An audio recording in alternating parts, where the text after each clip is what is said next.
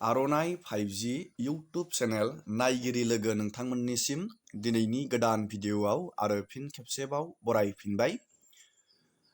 22 सेप्तेम्बराव जानानै थांनाय BTC इलेक्शननि भट साननाया मियायै जानानै जोबनानै थांबाय 26 सेप्तेम्बर खालि।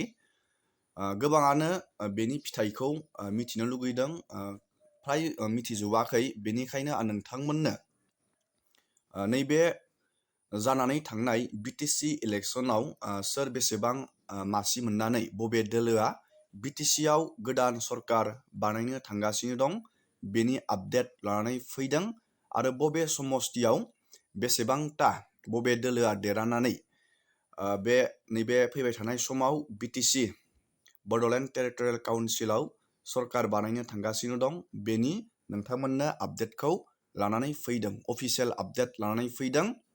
गोबाङानो दासिमबो रोखा जायाखै।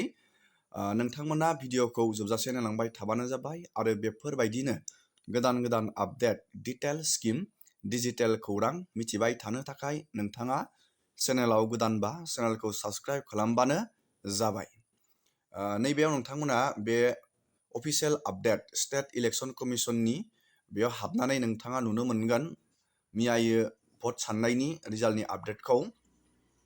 नैबेयाव आपडेट जाजोबाखै दासिम हाइस्ट मार्जिन मोननानै नैबे BPF दोलोआ BTC नैबे फैबाय थानाय समाव सरकार बानायनो थांगासिनो दं। दासिम BPF दोलोआ नैबे अफिसियेल आपडेट मथे 26ता मासि दासिम मोननानै BPF हान्जाया सरकार दानो थांगासिनो दं। मानो होनब्ला गासै BTCआव 40ता मासिनि गेजेराव सरकार दानो थाखाय मेजिक नाम्बारखौ 21 नांगौ जायो। नाथाय BPF हान्जाया दा नैबे 26 मासि देरहानानै फैबाय थानाय समाव सरकार बानायनो थांगासिनो दं। दानिया नोंथाङा रोखा जाबाय। नैबे BJP दोलोआ मोनदों 7 मोनदों आरो नैबे UPPLआ दासिम 7ता बेखिनि आपडेटखौ नैबे डाइरेक्ट नोंथांमोना ट्रेन्स रिजाल्ट पर्टेलाव फैनानै चेक खालामनानै नायनो हागोन।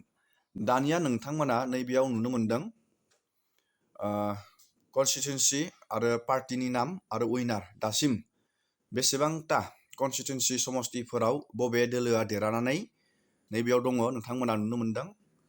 बेयाव गैजोबा नाथाय फ्रायानो बेयाव होनाय जादों। नोंथांमोना नुनो मोनदों नैबे पर्बतजरा, गुमा, श्रीरामपुर, जन्दुवार, सराइबिल, कुसुगाव, पखिराग्राम नैबेयाव नोंथांमोना नायबानो जाबाय। BPFआनो बांसिन देरहानायखौ जों नुनो मोनदों। नोंथांमोना बेयाव नुनो मोनदों नै बेखौ नायबानो जाबाय। गावबा गावनि समस्तिखौ नोंथांमोना नायबानो जाबाय। दानिया नोंथाङा रोखा जाबाय। नोंथाङा अफिसियेल आपडेटखौ नायनो थाखाय आङो नोंथांमोननो प्रसेसखौ खोन्थाहरनि। नोंथाङा रियेल आपडेट, अफिसियेल आपडेटखौ नायनो थाखाय आङो बे पेजनि लिंकखौ भिडिअनि गाहायाव होनानै दोनखादों। नोंथांमोना लिंकआव थुनानै नैबे स्टेट इलेक्शन कमिसन आसामाव नोंथाङा क्लिक खालामनो नांगोन। नैबेयाव नोंथांमोना क्लिक खालामनांगोन। रिजाल्ट पर्टेलाव नोंथाङा क्लिक खालामनांगोन। बे रिजाल्ट पर्टेलाव क्लिक खालामना होनाय लोगो लोगोनो बेयाव फाइनाल आपडेटखौ नोंथांमोना नुनो मोनगोन। नेटआ एसे स्ल' जाबाय दङ। नोंथांमोना नैबे रिजाल्ट पर्टेलाव थांनानै क्लिक खालामनानै नायबानो नुनो मोनगोन फाइनाल आपडेटखौ। दिनैनि भिडिअखौ आङो बेखिनियावनो फोजोबथ'बाय।